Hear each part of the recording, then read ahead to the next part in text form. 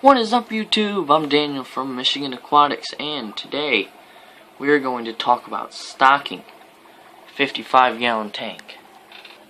Now, there's a lot of options you can do when you're stocking a 55. I'm going to talk a little bit quieter today because I know my family's eavesdropping on me, and I'm not comfortable with that. But there's a lot of different options if you decide to do cichlids, if you decide not to do cichlids. I see one of my subscribers has angelfish, and he wanted to know what he could put with them, or what he could stock his 55 with. I don't know what you're meaning. If you're planning on getting rid of the angelfish and putting stuff in there, that opens a whole new door for fish you can add. But if you're planning on putting things with the angelfish, I got some stuff for you. You mentioned Discus. I'm going to make a whole video on Discus and just explain what I think about them. In a few days, uploading is going to slow down because I'm going to start trying to edit my videos a little better. Instead of just editing clips out of them, I'm going to edit things in. So video uploading is going to be slowed down a lot to maybe a video a day, a video every 2 days, something like that, because it takes practically a whole day to film and edit correctly.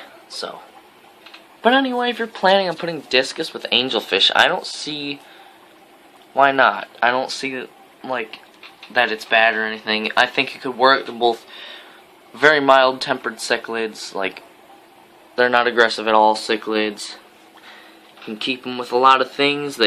Discus won't kill anything. Angelfish, I don't think they will hurt anything either. I've had angels with rainbow minnows, or rainbow fish, danios, a lot of the smaller fish, a lot of the tetras and stuff. You can have them with multiple species of catfish as long as they don't get too big. Plecos, all sorts of stuff. But Discus, you could definitely get away with them. But I wouldn't recommend you get Discus because they're not very good. They're pretty, but they're extremely expensive because of their colors, and they're shy. They don't like you or anything. They're not always out and about like your angels are, or like cichlids usually are. You know, if you have a bunch of rocks in the tank, you know, there's a reason why you don't see people with rocks in their tanks if they have Discus. It's because when you walk into the room, they'll get all scared, they'll go behind the rocks, and they'll scratch themselves up and look just bad. That's why usually they're filled with tall, thin plants and maybe a little piece of wood in the middle that's too small for them to want to hide behind. So they fill it with mostly plants that they can hide behind because they know they're going to do it.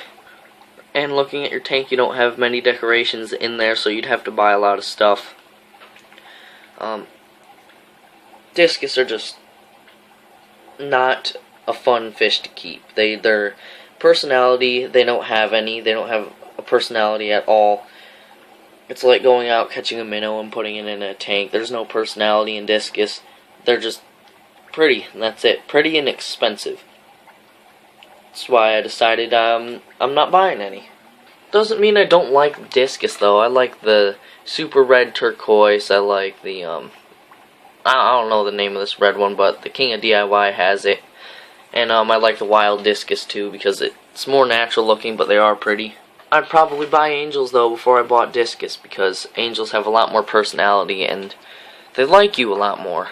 And they honestly look much cooler. You have some very nice looking angels, and if you're planning on getting rid of them, I don't recommend that either because they're very big and you seem like you've been growing them out for quite a while now, a couple years at least. So why stop now? Just add. You know, you can add some fish to that aquarium. We don't have many angels in there. You can add some tetras, you can do rasboras, you can do like small school loaches in there right now. Opportunities are very open. You could put in a couple more angels, but angels usually don't like when you add other angels to their tank. They usually get all mad and kill the angel that you added. So anything you add has to be smaller than them, that they won't want to bother it. Or silver dollars will work. I kept mine with silver dollars. Red tail sharks will work. Never bothered them.